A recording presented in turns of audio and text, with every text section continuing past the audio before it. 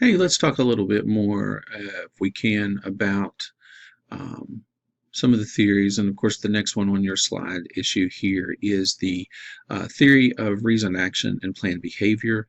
There are two versions of this. It was originally called the theory of reason, action. And then, of course, as in all things, theories are constantly updated as we have new information, as we understand the world a little bit better. It was adjusted and then changed over to the theory of planned behavior. And this is one of those theories that takes a look at people's attitudes that they have between what they think about something and their behavior. And like the health belief model, of course, this focuses on rational cognitive decision-making processes. And you can kind of see here how they kind of look at here that what they're thinking about here is that attitudes that you have towards a behavior, you have subjective norms, you have normative beliefs, you have perceptions of control, you have all of these things that come into play when you're thinking about an intention and then actually what you do. So we often wonder why social norms are so important in understanding behavior. Um, there are lots of different reasons, but when you think about social norms and behaviors, let's talk about the South for just briefly here. So we know that obesity is bad, but one of the social norms that we have here is that we love food. I love food, and in the South we have lots of fried food. And in fact, like this morning on my way here, I stopped and had biscuit and gravy. Not the best thing for me, but it's part of the social culture. It's a part of just what you're normalized to. Um, and so that makes it makes it easy for me to want to eat the foods that I'm surrounded with all the time, but it also makes it more difficult if I'm having a health issue that I need to kind of control that. And so, you can think about how you go ahead and determine what social norms are for a particular population and an issue. And that means that you need to kind of know more about your target population, which you probably talked about briefly in your solution paper one, but you'll talk about it a little bit more in depth in part three, where you really kind of need to know who your audience is. And so you need to understand them and where they're coming from. And so the constructs that we would want to kind of keep in mind here is that actions are taken based upon the attitudes towards performing whatever action or behavior that is, and what is the subjective norm that comes into play there. And so they give an example here. A person believes that if he or she quits smoking, then they're more likely to gain weight. And so, of course, even around here, if the peer norm is that, the slide says females, but I'll even add males to that as well too, that they're not going to gain, that they don't want to gain weight. And so that may prohibit them from wanting to quit smoking. Or conversely, sometimes people pick up smoking because they think it's going to help them not gain weight or lose weight. And so it speaks to intent. And what they're saying here is the sum of beliefs about a particular behavior is weighted by evaluations of those beliefs. And so here you have those beliefs, you have the evaluation, which then forms your attitudes. And so what is the readiness that people would have regarding that? So what is your behavioral intention? And then does that behavioral intention carry through to the actual behavior?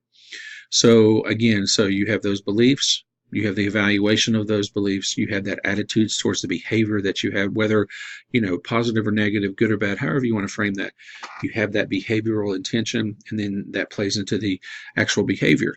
And if you look at this, along all of these different parts of this model here, you see areas that you could kind of intervene in. Maybe you want to address those beliefs. Maybe you want to address people's evaluation of those beliefs. Maybe you want to talk about and try to see what's going on regarding attitudes. Just a thought there. So, subjective norms are a part of that. You can read about this in your text about normative and normative beliefs. And, do you have a motivation to comply? Do you want to stand out in a crowd? Do you want to go along with what everybody else is doing? Is it a positive or a negative thing? They did reformulate this because the theory, reason, action did not account for external factors. that might prevent somebody from taking a specific action. And again, go back to your ecological model, and you can see the various ways that everything is kind of interconnected. I know that sounds really hippy-dippy, but it's not, and it's something that we as public health practitioners would want to take into consideration, because it's not just about us making a decision. There are other things that come into play. So TRA was added, a perceived behavioral control, which they looked at as control beliefs, presence or absence or facilitators and barriers. And then what about perceived power? What about it's the perception of the power to either control or to facilitate or to inhibit those behaviors. And so now, under the theory of planned behavior, a person's perception of how much they can control their behavior is combined with the intention, attitude, and norms to determine and to predict behavior. And you can see again how this has going on here. You can read that. I won't do all that. So there are some critiques of this, again, because just like health belief model, it assumes that we are rational beings in our decision making all the time, and we're not. This construct of perceived behavioral control, it's just kind of unclear. So they're not really sure what it is. And then, of course, they're not considering time. So again, health belief model, theory of planned behavior, theory of reasoned action, these are items that you can consider. We can continue with also in this module talking about the stages of change, and I'm not going to bore you and go through all of these, but this really is an important theory that a lot of people will consider, and you see this a lot, and I think that it'll make a lot of sense to you. So one of the things that you could look about this, if you thought about a time where you yourself wanted to change a health behavior, or if you wanted to stop something because it was risky or it wasn't good for you, think about what that process was like.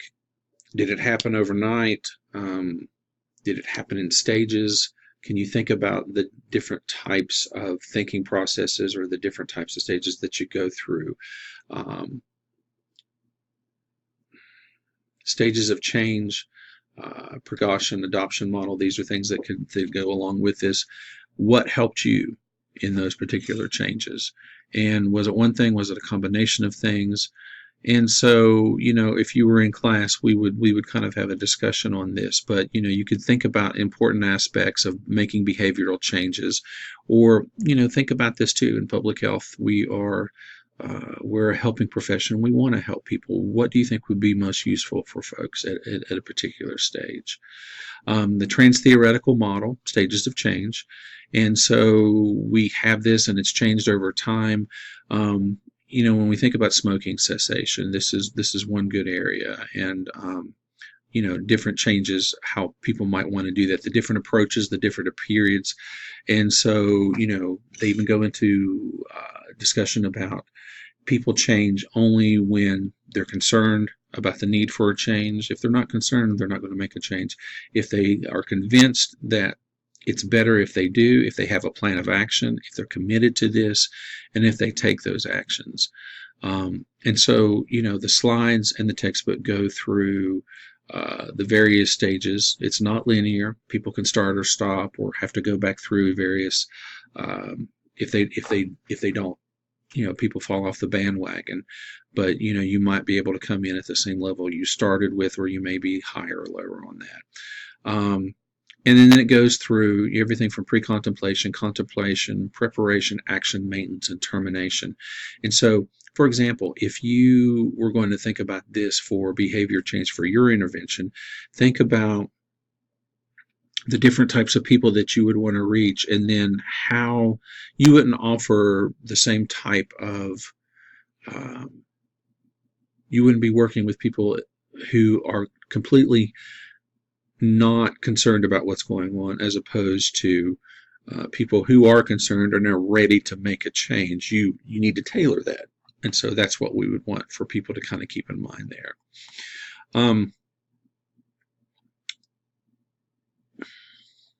Let's see, what do I want to say?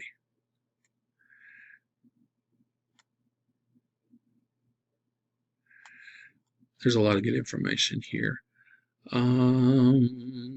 Precaution adoption model is another one that I'll just point out here briefly. Is, it's very similar to TTM. Really, what you're going to see is the difference is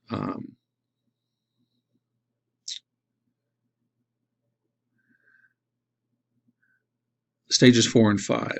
It's very similar to what you see in stages of change, but it kind of discusses, like, why do people decide not to act? If you present them with all of this good information or an activity or all of this, sometimes people still say, I'm not going to make that change.